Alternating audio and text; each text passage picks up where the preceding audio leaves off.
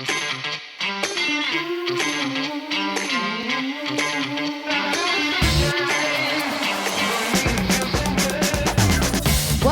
to episode 62 of the Mile 20 podcast, where epic shit happens. My name is Lori, and I'm here with my bestie, Laura.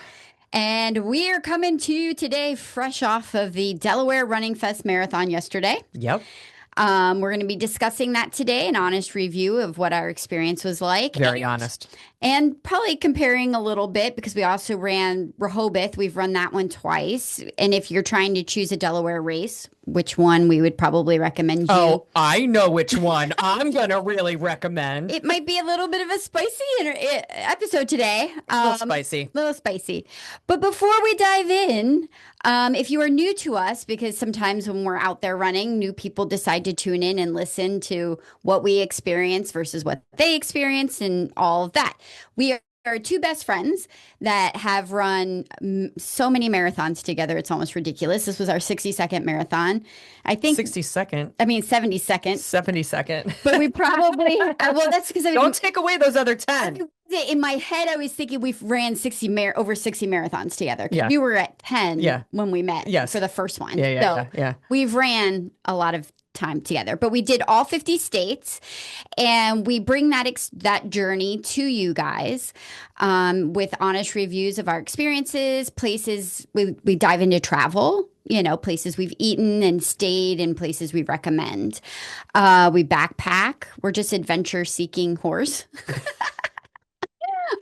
Just a little bit. Just a little bit. And we welcome you. And we're so glad that you're here and you're listening and, making notes to whatever it is we're doing. Yeah. And we're called Mile 20 because? Well, because we plant Mile 20 beverages at every single marathon. Yes. But also, Mile 20 has a significance in a race where traditionally they say that's where runners hit the wall. It's where your mind and your body start to separate from each other really bad. And sometimes your body doesn't want to go any further. Sometimes your mind doesn't want to go any further. You're really screwed when both of those don't want to go any further. Sometimes it hits mile 20, 22, so forth. But, traditionally it's mile 20. Or 18. Or 18, right? Yep. See, we're still coming back to that. But, the other thing that we appreciate is that, mile 20 has a significance for those of us that are over 50 years old. And, it's also like in a race where, you can go and decide, hey, like, I'm just going to hit the wall. I'm not going to care about things anymore. I'm just going to kind of let things go. And you and I have made a very conscious decision that our mile 20 is not our last mile. No. And that we're just going to keep on going. And, sometimes it takes a little bit of grit, perseverance. Sometimes it's overtaking the mind or the body. Sometimes both. Yes. But, mile 20, not our last mile. Not our last mile. Yep. Not by a long shot. Right. If you're joining us for the first time, we are all over social media, Instagram, Facebook, at Mile 20 Podcast. We're in 49 countries. Yes. Thank you very much for all of our listeners. We greatly, greatly appreciate you. We do. We love the fact that you guys are tuning in on a regular basis. It just means the world to us. Sometimes in our normal format, we do have a Mile 20 beverage of the week, but we've been good lately and have forfeited that for quite a few weeks now. Yes. For health reasons. I got club soda going on today. So, and especially since we just ran the race yesterday, just got to hydrate and just try and get the mind back, because I feel like right now my brain inside my head is like, oh my God, girl. Yesterday I got home and I laid on, after I showered. Shower was important. Yes. I laid on the couch and I had that laundry list of things I was going to do after the race. She's showing me her list of things to do. And I'm like, are you fucking insane? And I was like, I'm just going to lay on the couch for a little bit. And I fell asleep. And Jim came home and we talked I was in and out of sleep. He woke me up at 11 o'clock at night. I slept through a baseball game, I think a basketball game, not the 76ers, but another playoff game. He woke me up at 11, and I got upstairs, I got in my pajamas, and I went right to sleep again. Good for you. It was a solid at least 10, 11 hours of sleep I got. Yeah.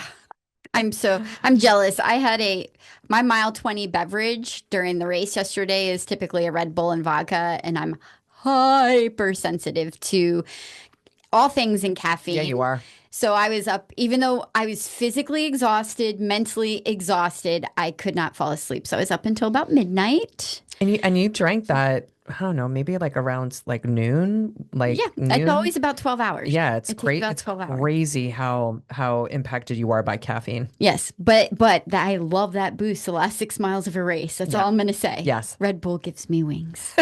And no, we're not And sponsored no, we're not sponsored. by anybody. We make zero money. We're just here Zero. giving you our. Zero. Zero. We're just like, you get it, you get, advice and yeah. So, did anything else exciting happen this week for you, other for the Epic Week update, other than the race? No, let's just talk about the race. You want to just dive Let's just into it? try to dive right in. Yeah. Okay, we'll do it.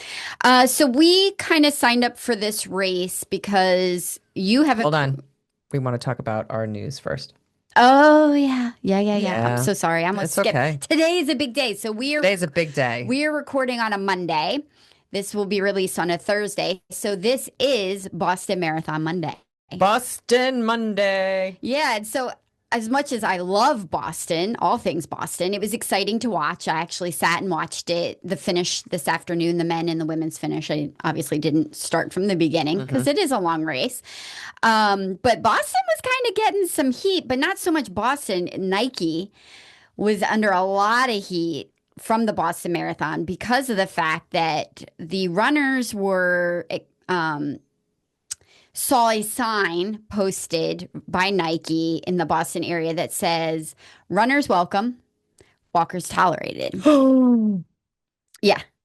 And so I've noticed there was just a big blow up on social media. Big blow up on social And I media. think they've since like tried to send an apology, but it was kind of like I mean, a little too late. the sign's been taken down, but I Yeah. do love that Ultra Yeah. came out with a counter sign for Nike that says run, walk, crawl. No matter how you do it, just stay out there. Freaking awesome.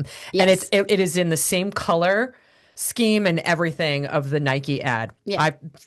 Kudos to you, Ultra. Yeah. That was freaking awesome. Well, it's hard when you bought in, like we've been in the running world for a while now. And it's hard when you buy in. Like I love Nike products. I like running shorts, the Nike running shorts, running sports bras, like all of that. And their slogan, just do it. That to me is the original Nike slogan. But that Just was do the it. antithesis of what they put out for Boston. Yeah. And oh, by the way, not everyone who runs Boston is like a fastie and qualifies for Boston. No, the amount of good the Boston Marathon brings to their local and national charities, the amount of money that is raised so that people can go and run Boston. I mean, hell, how much did you raise Oh my gosh. for Boston? It was Like 15 grand? it was like 15, 20 grand. I mean, Yeah. it was a lot of money. Yeah. I mean, the amount of good that comes from the people who aren't fasties and don't qualify is amazing. And it's something that should be celebrated as well as everything else. And I feel like this is going to be a theme today. Or pause that thought. So anyway, walkers tolerated. So like even thinking back to like Jeff Galloway, who just passed away back in February, who pioneered a walk run method to get people out running marathons Right. and able to finish. Sucker punch right to him. Yeah. Like totally. It's Yeah. it's just such Yeah. a slap in the face. Yeah. Whatever. I question whether or not like the people that did the marketing on that, if those people were actually like runners. Like I don't know. they were like, oh, Boston's all about like, running fast. And And it's just not the case. But there is. But it is, but it There is is. not. I mean, But it is not. you have professional athletes that are out there making big money doing what And they they're what very, what they very, do. very, very, very small percentage of the population that are running marathons. Yes, but they're still there, and that's the allure of the Boston Marathon. Like Boston is the allure because it is about qualifying. You're either charity, a VIP bib or sponsor bib, or you qualify. There isn't like the lottery that you have in New Yeah. York City or Yeah. Chicago or any of those where you, even as a normal runner, you have a possibility. Boston is a qualifying race. Like I get that highly competitive feel around Boston, but you shouldn't be shaming people who are doing it at their pace because Boston has a cutoff time. I forget what it is. But But get this, right?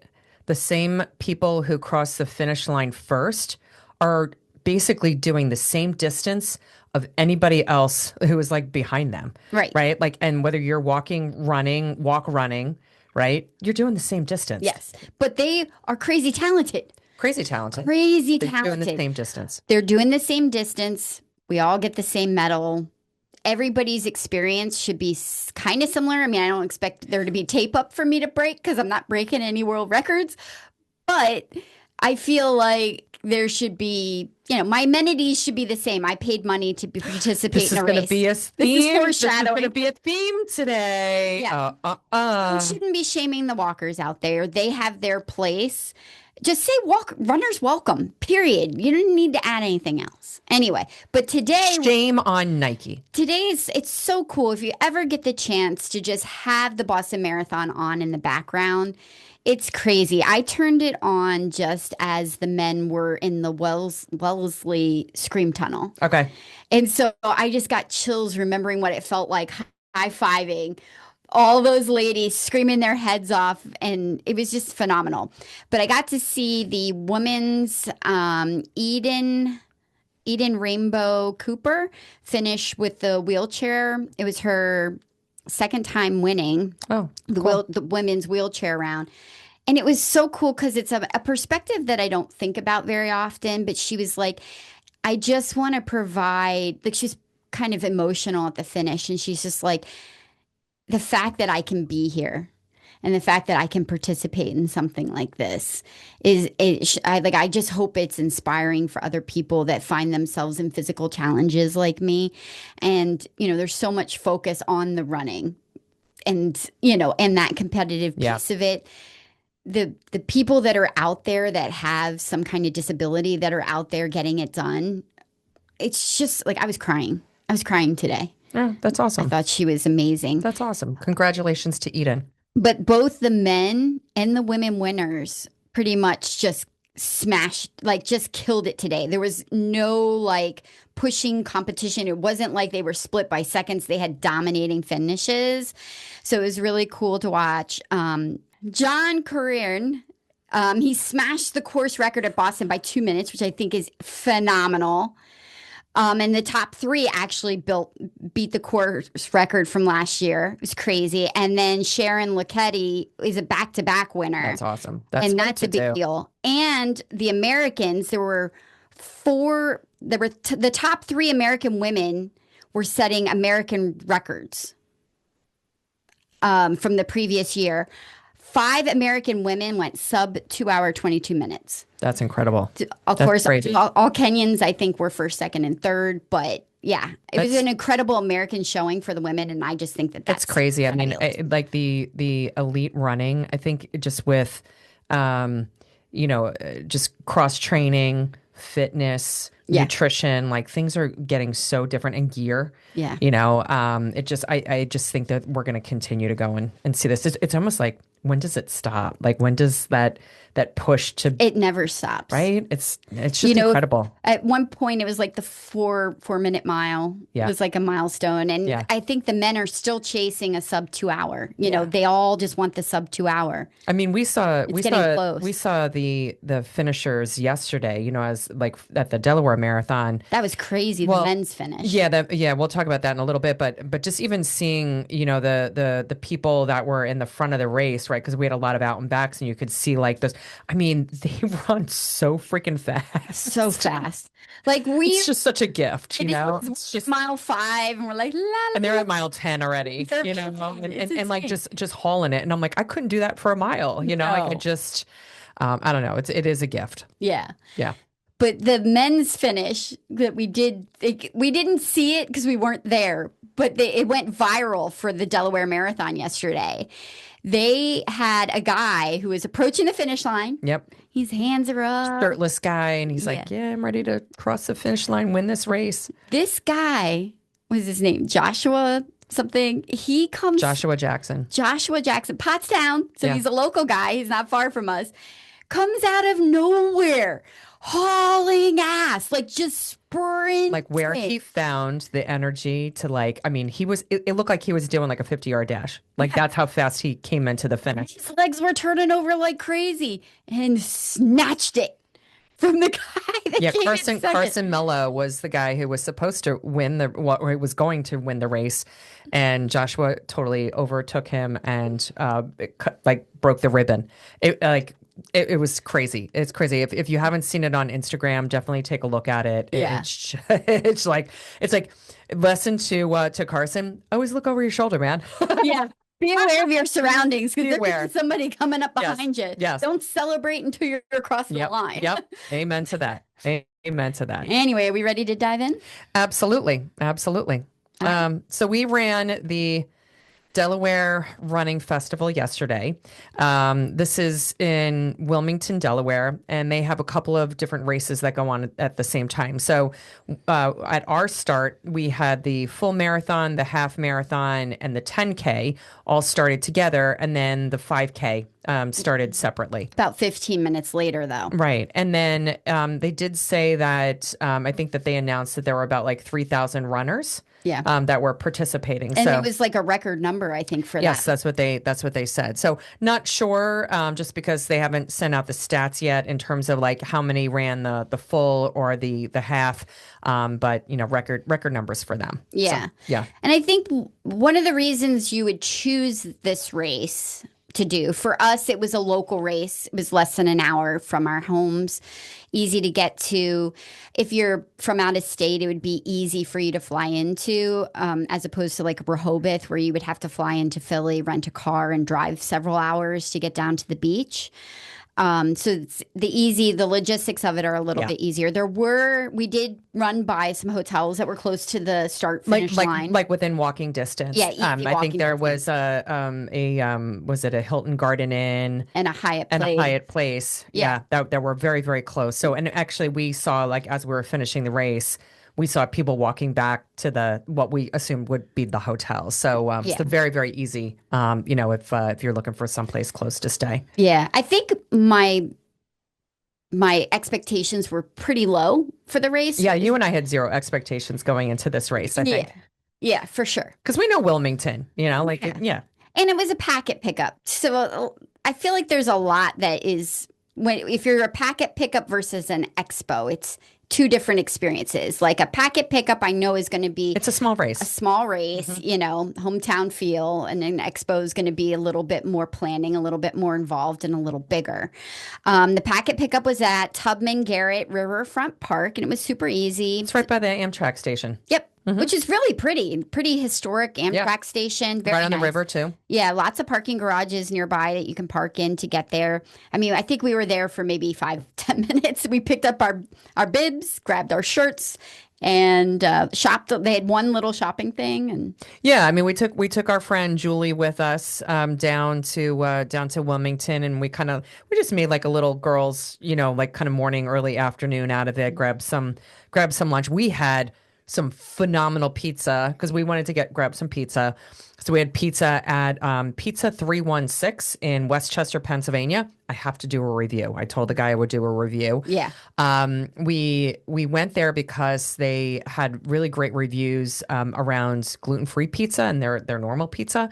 And like gluten-free pizza, I would go back there in an instant. Nice. Absolutely delicious gluten-free pizza. And then you guys had you had like an upside down pizza because they were known for doing their cheese and then their sauce on top of the cheese. Yeah, and they're square pizzas. They're not deep dish per se, but they are definitely a thicker crust. It was good. It was a very good pizza.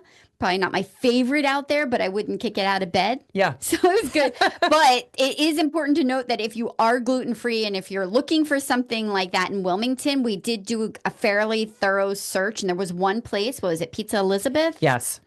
We did not eat there. Don't know if it's good, but there was nothing in the downtown walkable area. vicinity there. There's not a lot of restaurants in downtown Wilmington. There's some restaurants along the riverfront. Yeah. That we saw that we were like, oh, we can totally come back here, but not a lot of restaurants in downtown Wilmington. No, It's definitely more like just business oriented. Yes, Wilmington is one of those towns where it is a Monday through Friday, and most people live in the suburbs surrounding Wilmington. Yes. Um, yeah. So not a lot going on downtown. No, no. So that was packet pickup, fairly easy, simple. Again, expectations fairly low. Is a 7 a.m. start time. So Correct. we left fairly early to Yes. get down there and do our mile 20 beverage stop, which Yes. there was a nice, easy place to drop And where, we did that. We did that before, like before we went to the start. yeah, So like, we did that early in the morning. yeah. It was easy to get to. Yeah, there was a little bit of stickiness with the parking garages. They were very slow moving, so I would definitely have accounted for more time than probably we did. I I agree. think we had about 40 minutes prior to the start of the race that we were sitting there and we're like, we're not moving. We're not moving. And I'm like, there has to be another place to park other than this one parking garage.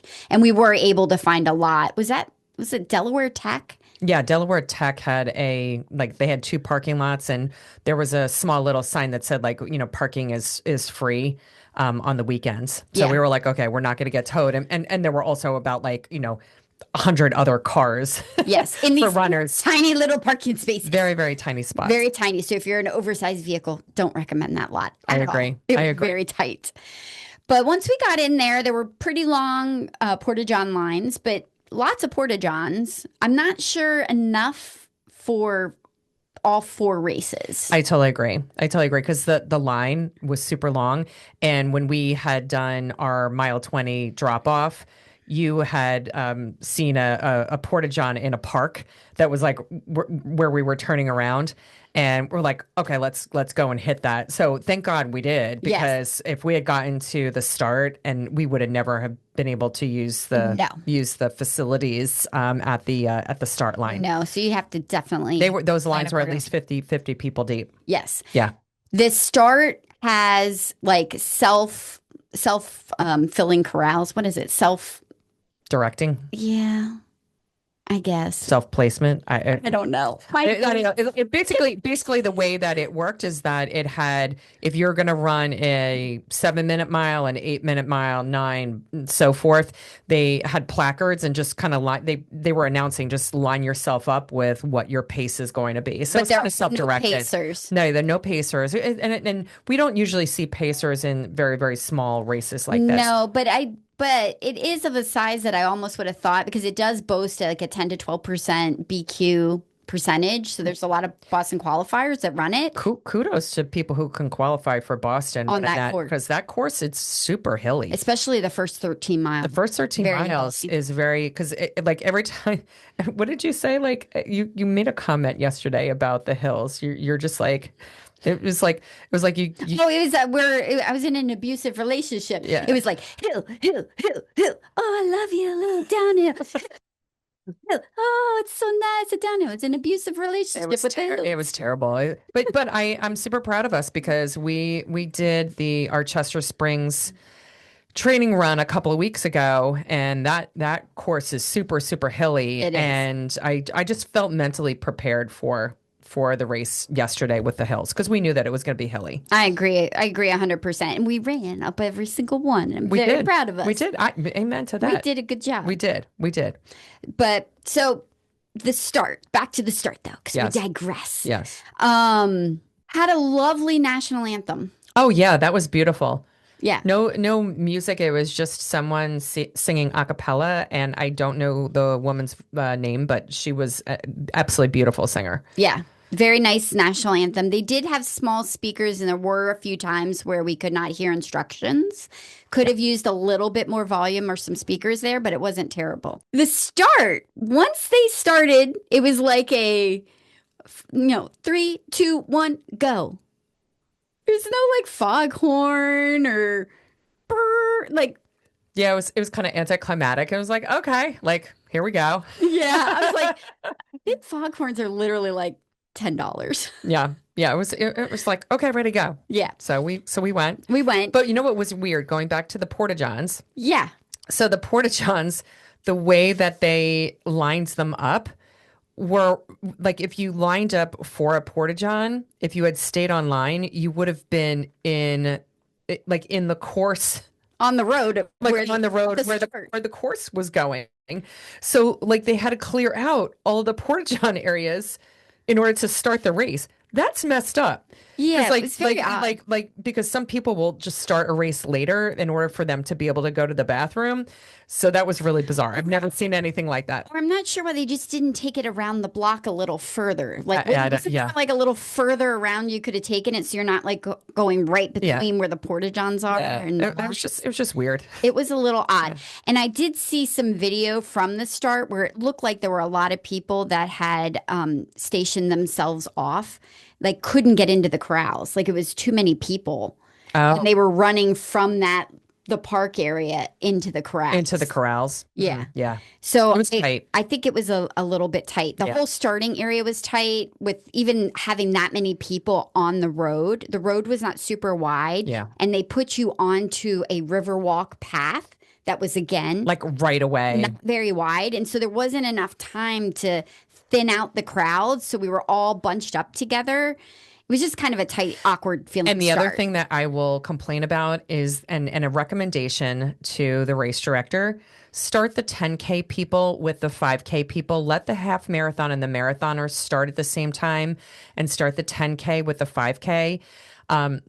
We ran into an issue where the 10K people just in that very tight, pathway, Yeah. just started weaving in and out of like, folks. Because I mean, if you're running a 10K, like chances are like you're gonna run that faster. Yeah, you can still push. Yeah. Pushing more Oh than my you are. gosh. Like that was just an absolute clusterfuck. Like, like you're trying to like just start your pace and like people are weaving in and out and they're running on the grass and cutting in front of you and stuff. And it was messy. It was a very, very messy start. Yeah. And the first couple of miles, not very pretty. And I'm like, oh shit, this is where we're going to be all day. Yeah. That was my expectation. But then I thought, you know what? Don't judge a book by its cover. Yeah, It got I better. mean, you ran through some of like the downtown area.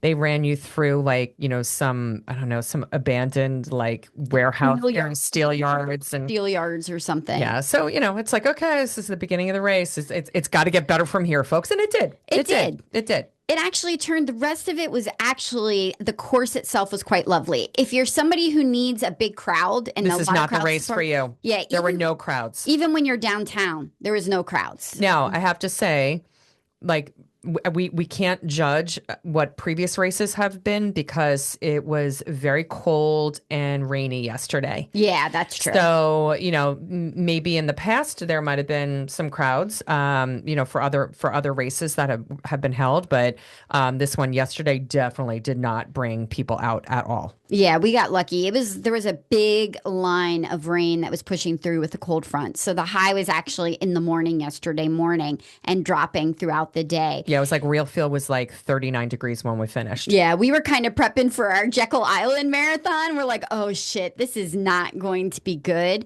But thank the St. Jude. St. Jude, we prayed to St. Jude. St. Jude, I'm not Yep. Catholic, Yep. but The saint of the impossible. who am I to judge? Thank you, Margie. That's my mom. I was like, Mom, who do we pray for good weather? St. Jude. You got to pray to St. Jude. St. Jude was So we were like, St. Jude. Yeah. It wasn't a completely rain-free day, but it would spit in a little bit. It was weird because we had our rain jackets on and then we'd get like too warm because we were doing a lot of hills the first half of the race. Yeah. So we'd have our jackets on and then take the jackets off and then they'd go back on and then come off.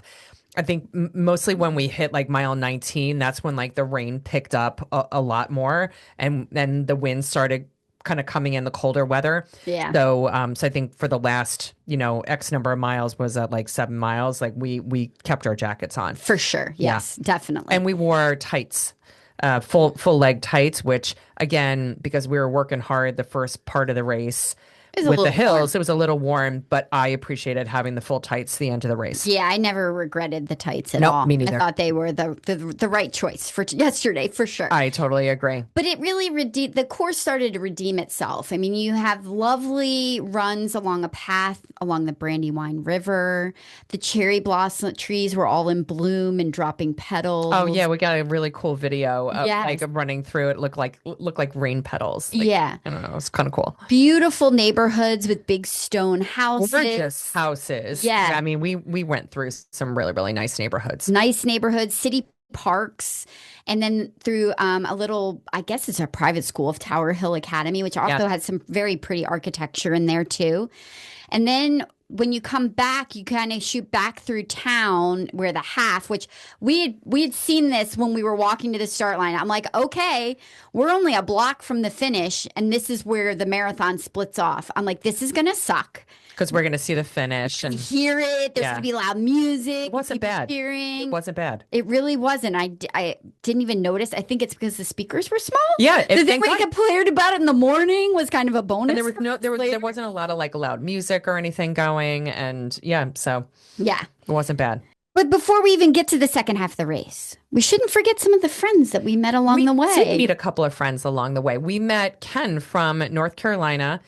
And Ken, I mean, you two were chatting up a storm because he was running to your left, Yeah. and he is one of the organizers of the Tobacco Road Marathon in North Carolina, and he was a chatty Cathy with you. It was kind of nice, just getting to know him, and he was asking about where you were from in North Carolina because you had given a shout out to that, and Yeah. super nice guy. Very nice guy. I mean, I'd lived in North Carolina for 7 years, so we had a bit to talk about. But yeah, very nice guy. I did appreciate that when we were running down the path and we hit like our first big hill, he gave us a forewarning Yeah. that he's like, oh, like it's going to get spicy here in a minute. He didn't use the word spicy, but he's like, it's going to get tough. Like that's your first hill.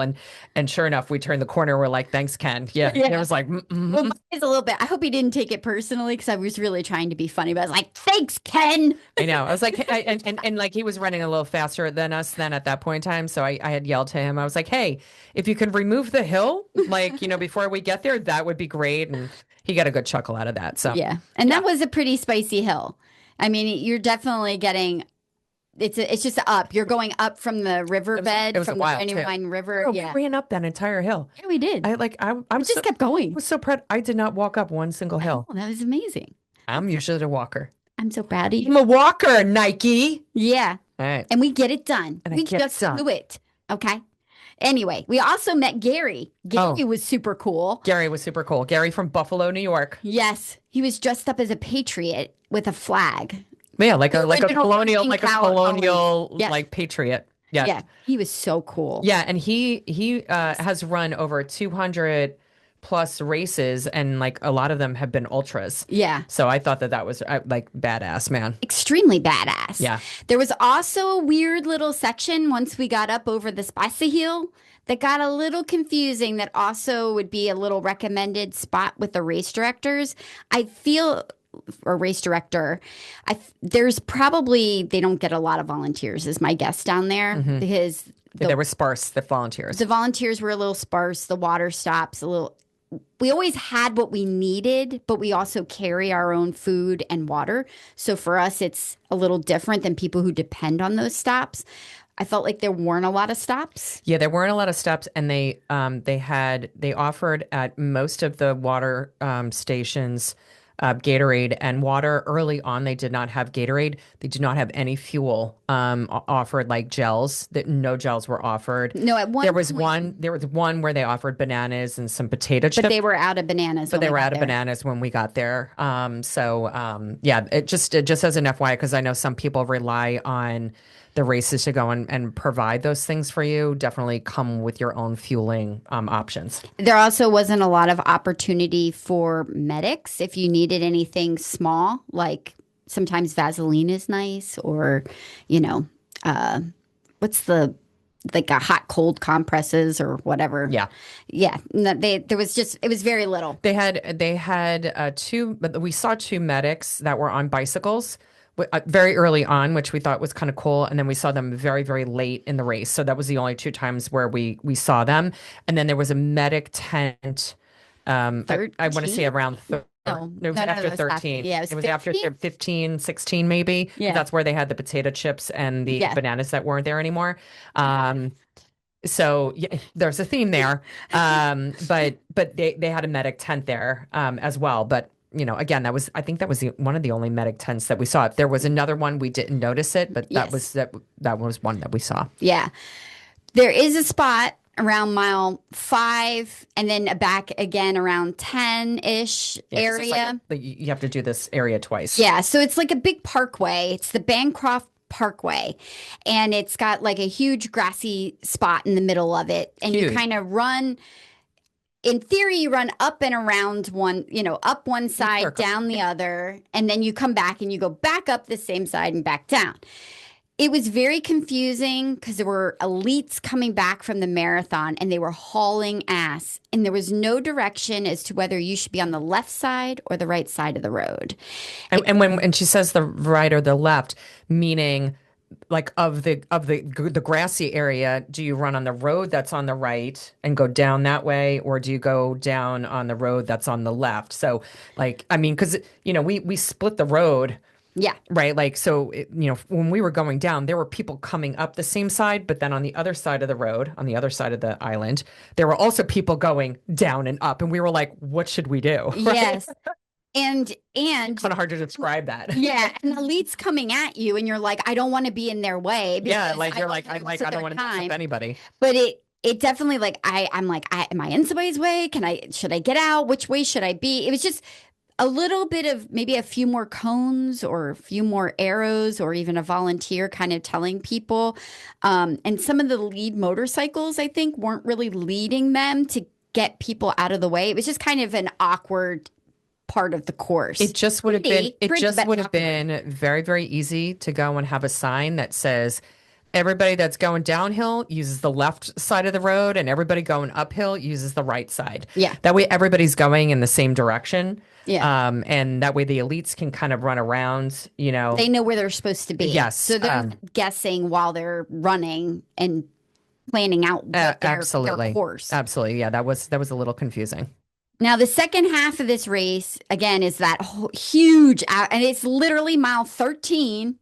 And a turnaround and you turn around a little bit after mile 19.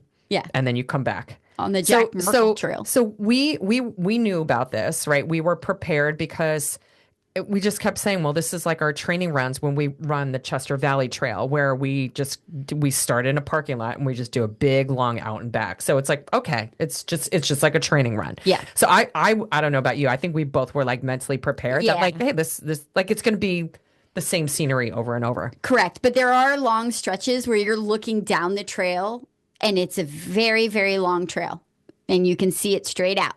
Now, the cool thing is that the first part of the trail, there was like some boardwalk. Yes. Like some elevated trail that's wood planked, and you run over like tidal pools. Yeah. So what was neat was that when we were running out, the tide was out, right? So it was like all kind of muddy and murky. But by the time we were coming in, the tide had come in. It was like, oh shit, okay. It took us a little while to do that. Yeah, it's a really pretty marshy area. It is pretty. And it's funny because I've seen that trail from I-95 driving that area, and I've always wanted to know what that looked like. Are you good now? I'm good. Good. I can check that box. Great. It's all good. You don't have to do that again. Don't ever have to do that again. Yeah. But it was pretty. It was. And oddly enough, we had such a hot week last week that the honeysuckle was blooming, which usually doesn't happen until late May, June. Yes, definitely a May blooming, because it's usually after my birthday in May.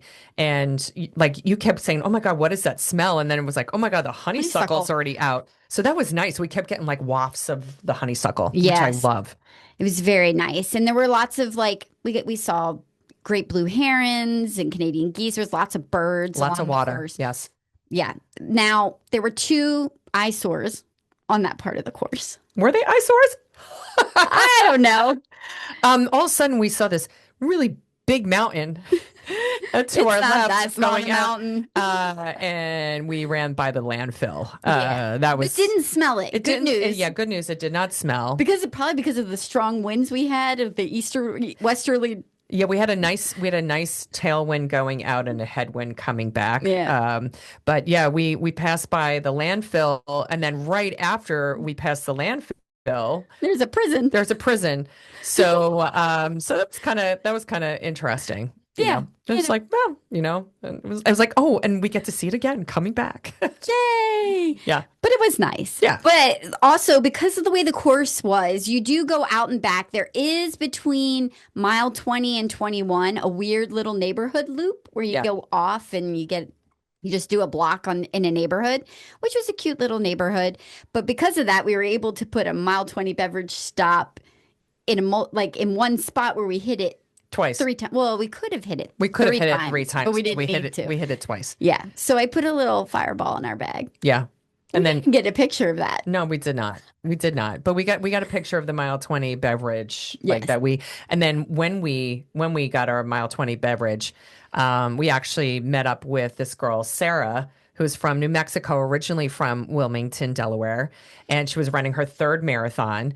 And she actually heard me talking to you, like she was a little ahead of us, and we were walking at the time. We were walking Nike Yeah. and drinking in a marathon and after mile 20. But I was talking to you about the Ristras that I had purchased and had hung What up. the hell is a So restra? Ristra, I learned this after my trip to New Mexico last weekend, where these are red chili peppers that are dried, and they're actually hung like in like woven together in like a big bunch. Like think about it like a bunch of bananas. It's like a bunch of like red peppers, like all woven together, and you actually hang them at the entrance of your home, and it's supposed to bring like good luck and prosperity Oh, that's to your cool. home. So these are all over Santa Fe, New Mexico. So I had that trip, I had purchased two of these, and I'm hung one here. So as I was talking to you about this, she heard me talking about Ristras, and she's like, "Oh, I'm from New Mexico," like random. So we got a good conversation with her. Yeah, she was really nice. We got to see her finish, which was fun. We got to cheer her on at the finish. It Absolutely. was wonderful. No, that was really, really cool. So again, these are the people that we meet along the way, and that's what makes this fun as It well, is. you And know? everybody's from so many different backgrounds. Now, this course, I would like to make note, has a 7 hour course cutoff time, Yes. which I think when your 7 hour course cutoff limit, you're inviting the walking culture a Yeah. little bit Yeah. and a more relaxed atmosphere because you're 7 hours. Yeah, and there's not that pressure to have to finish faster. So people who finish in 6, 7 hours, they pay the same fees to participate in that race, right? As people who finish on the bubble. Mm-hmm. Okay. Yep. Um, so this is where it's going to get a little spicy, I think. Right? A little? Yeah. Yeah. Yeah, I'm still pissed off and it's the day after. it is. Yeah. So, well, we got a little spicy. Let me back up. Before we fully dive in, I want to make sure we cross all of our T's off. Okay. We got a little spicy as we were on the boardwalk coming back too. Oh, yeah. Yeah. It- This is a pet peeve of both of ours. Yeah. So You're not in the New York City Marathon where Yeah. people are going to clean your shit up after you. yeah, so for my fellow runners, our fellow And runner walkers. walkers, when you're in a race where you are in I'm just going to call it like a nature preserve, an area where you're not in a city area, even when you're in a race in a city area, freaking like whatever you bring into the race, like, around your fuel, like whatever you're eating for the race, carry it out with you. Like the fact that like people take like their goos and they like eat it and then they drop their garbage on the ground. We saw so many like empty packets that, fellow participants had utilized. And then they just dumped them on like this boardwalk. Yeah. And it was very windy out. I have a picture of like the shit that like fell into the water. It messes. Nobody's picking And that up. nobody's picking it up, right? And it messes with the wildlife. That stuff does not go and disintegrate. And it's going to go and potentially like have a fish go and eat it, or a bird try to go and it could get caught in a bird's, Just gross. And it's, yeah, you know what? Just pick up after yourselves. I don't understand this culture of like, I'm in a race. I am just privileged and honored to go and just throw my shit on the ground and have people pick up after You're me. not in the Boston Marathon.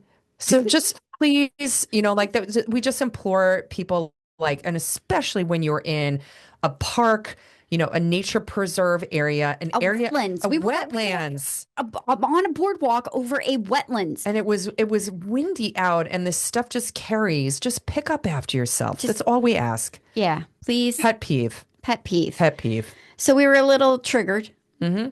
but then it was a fine finish. I mean, it was, we until we finished, until we finished. which I would like to say we did finish 45 minutes before the cutoff time. Actually, we finished more than More than 40, that. 40 more than 45 minutes. We Yes. finished 48 minutes. No, 47 minutes. I'm doing the 47. math. 47 minutes before the course limit. Yes.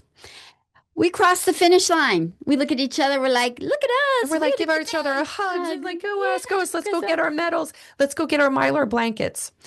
And the gentleman has one medal in his hand. His name is Chris. Yeah. We didn't catch his last name. One medal. And he's like, so I'm sorry. I got a box. The medal company sent me this box and it's just ribbons.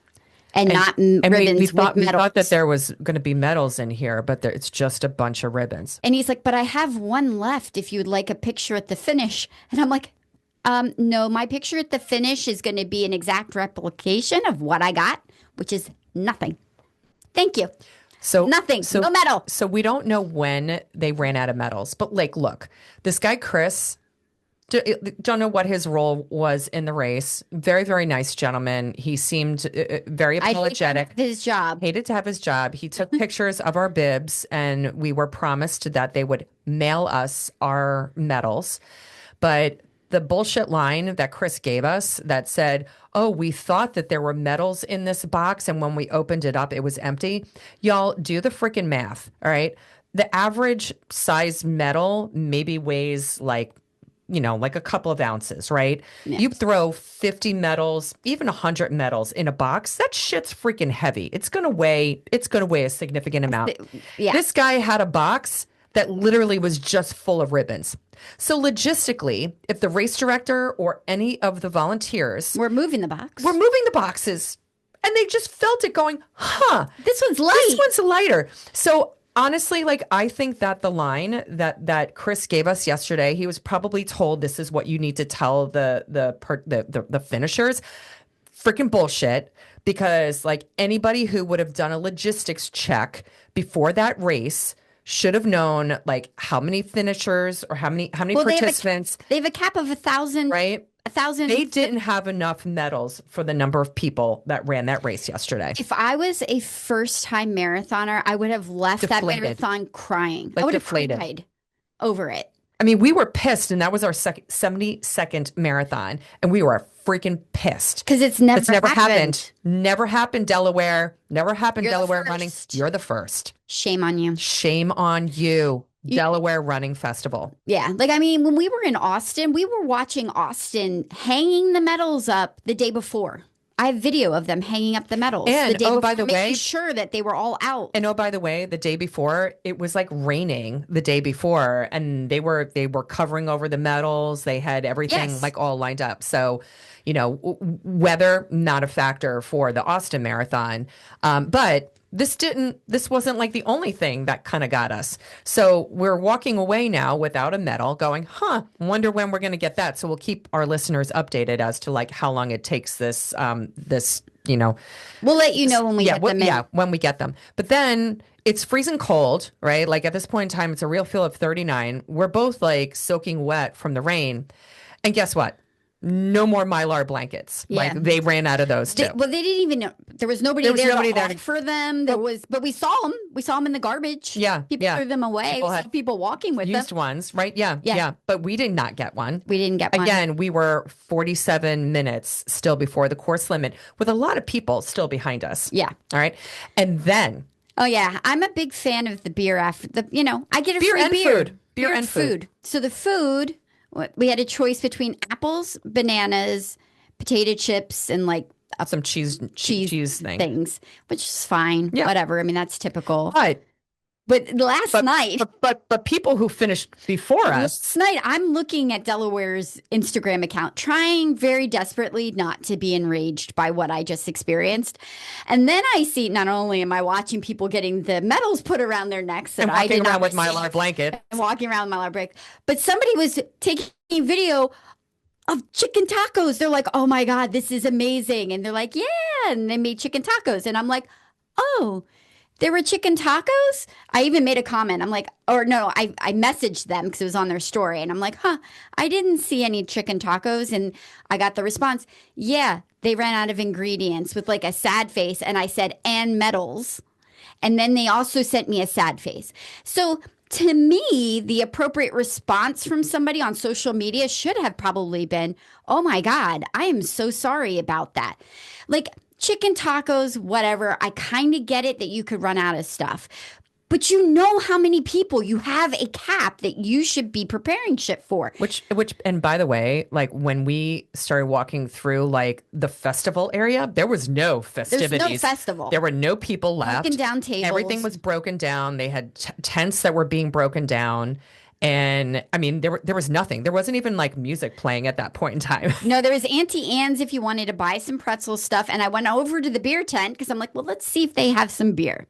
And No, you saw like a box that was on the it table. was And you're like, oh, empty. maybe they left Self-serve. them self-serve beer No, and like nothing, right? And but then we had a woman that like was must in a have golf seen me. cart and she had some beer in her golf cart and she's like, oh, like I can give you a beer, and I was like, yeah, thanks. So yeah, It's just we pay the same amount of money as the people who finish on the bubble. I'm sure this is probably a great race if you are a sub six, probably no, it probably sucked right before around the 6 hour mark.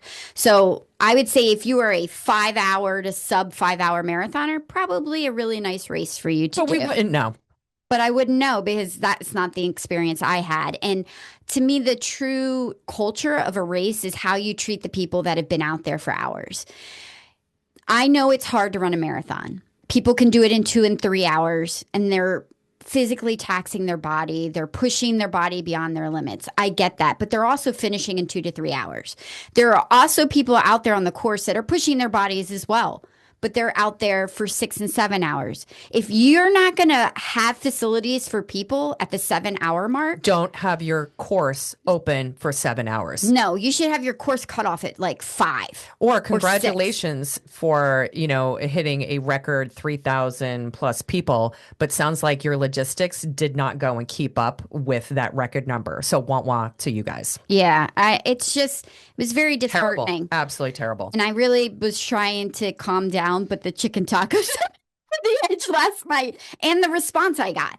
It's amazing what a simple, I am mortified. Like, even if Chris had stood there and go, I am mortified and I am so sorry to tell you this. And this is deplorable and That wasn't the unexcusable. message we got. There was no like over the top anything. No empathy. Nothing. Yeah. Nothing. Yeah. So just if you are a back of the packer, Don't run this fucking race. do Rehoboth. Run Rehoboth. It's amazing. Rehoboth had an absolute phenomenal setup post us finishing. Yeah. I got That was still hot pancakes and and still bacon had food remaining, like a stage. lot of food. So yes, if you were a back of the And packer, drinks. do Rehoboth. They had a DJ with And a it's a party funner going town on. too. Yeah. And they have a Santa crawl. Go listen to our Rehoboth podcast. But like I feel like we ran both of these and Yes. gave both races like just equal opportunity to go and show us their greatness. And I'm glad we did it because I I am. did want to be able to compare more Delaware races as opposed to keep doing the same thing over and over again. But there's a reason why Rehoboth is amazing. I agree. Now the shirts. And what the shirt should say, I ran a marathon and all I got was this shirt.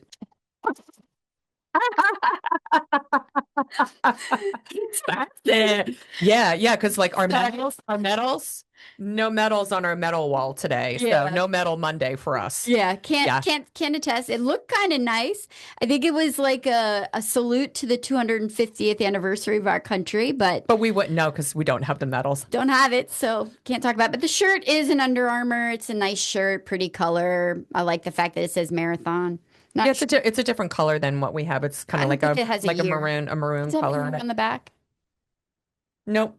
Yeah, no year on it. No year in it, but that's okay. I like it that it's like each of the races had a specific color. So like the marathon was maroon. I think that the half marathon was blue. The 10K was yellow. Yeah. So that was kind of nice, It's a ni- differentiating. It's a nice style. It's a comfortable shirt. I'll wear it again begrudgingly. So Yeah, I'll wear it angrily yes. until they rectify it. Yeah. So we'll keep our listeners posted as far as how long it takes this race crew to go and get us our medals. Yeah.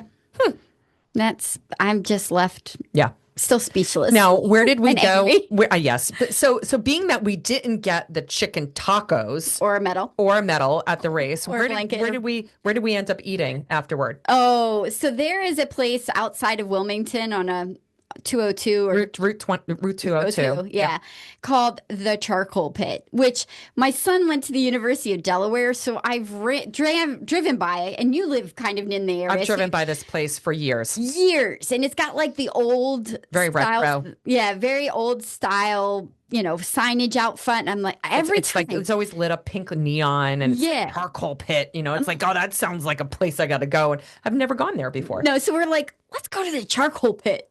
So we roll up in there. 1956. It has been in business since. 70 years. It's amazing. Yes. And I was not disappointed. No. It was exactly what I thought it was going to be, and I was happy. It's total diner food. Yeah. Uh, Little jukeboxes, individual like at the jukeboxes at the tables. tables. Yeah, like with Yeah. push buttons. And they're really known for their shakes and their sundaes as Yeah. well. So you ended up getting a burger, right? Oh yeah, I got the brisket burger. Yeah. It was like a burger, and it wasn't like a smashed burger because a lot of those diner joints have like the smashed burgers, and I mean, they're fine. They're just not my jam because Yeah. I like a medium rare burger, Yeah. which you need to have some thickness to get that. Yes.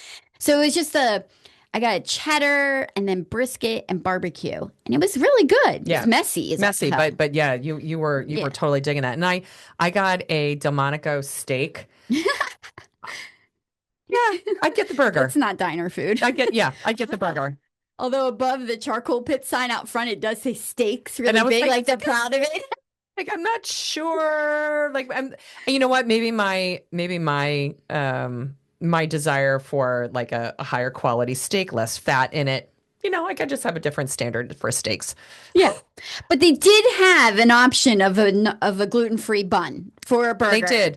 They did, but Yes. I did go for the steak and some broccoli post our race. But seeing your burger, I probably should have gotten a burger. It was really good. Yeah, it looked really good. And then I got a warm brownie sundae. That looked I was freaking diving straight in. phenomenal. Like that it was a little jelly on. Like Yeah. it just the nice warm brownie with what'd you get? Chocolate ice cream with whipped cream on it. It was like, Yeah. oh yeah, baby. Yeah, it was good stuff. I'm glad, but I was again another thing. I was so glad to be able to check off my list yesterday. Yes, and we're like, Except I might go back to the charcoal pit as opposed to the Jack Merkle Trail. yeah. I don't think I'll ever go back to the Jack Merkle Trail. So I'm really, really good. Check. All right, so question: would you ever run this race again or recommend it to anybody?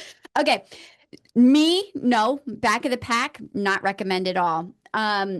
Can't attest to elite and the main body of the race. I'm sure that their experience was fine. All right, so you definitely would not go and recommend this one to the back of the Packers. Would not go and do this one again. Thank goodness, No. because I would never do this race ever again, No, I think I'd rather and I go wouldn't somewhere recommend else. it. I wouldn't recommend it to back of Packers again for the same reason. Tobacco Packers. For the tobacco Packers, Sounds for the like- back of the back of the Packers, the back of the Packers. Exactly. Yeah. All right. So next week, we're going to do a crossover episode with Alec McChesney, and he has a podcast called Activating Greatness. And he is a business development leader with Velocity Advisory Group, which is actually the company that Lori's husband is the leader of. And he facilitates conversations with like senior executives in various industries. And I've listened to a couple of the episodes, and they're kind of cool. It's like just talking about, like what makes leaders tick in certain areas. So it'll be interesting doing this little crossover with him. It will be. I'm And kind of excited. I am as well. And, all of the stuff that he does centers on helping leaders unlock their potential and driving performance and building, aligned and high impact organizations. So I'll be interested to go and see like how his interview, kind of taps into like what we do, from an endurance sport and how that carries over, into like personal and professional lives as well. Yes. So that's going to be our episode next week. So really, really cool stuff. Thank you so much for hanging with us today. Again, as Lori said in the earlier part of the episode, please check us out on our socials. And, we really, really appreciate everybody tuning in. We love the comments that we get from folks. Maybe we'll get a little bit of an empathy card today for, our experience at the end of the marathon yesterday. And we also feel sad for those runners who came in after us who also experienced the same thing. Hopefully, the comments here that we are making, as well as some of the things that we have commented on social media, will raise awareness to the race director and the staff. And hopefully in the future, they can go and correct the logistics nightmare that happened at the end of their race yesterday. So everybody, thank you for hanging with us. Now, go make mile 20 your bitch this week. Peace out.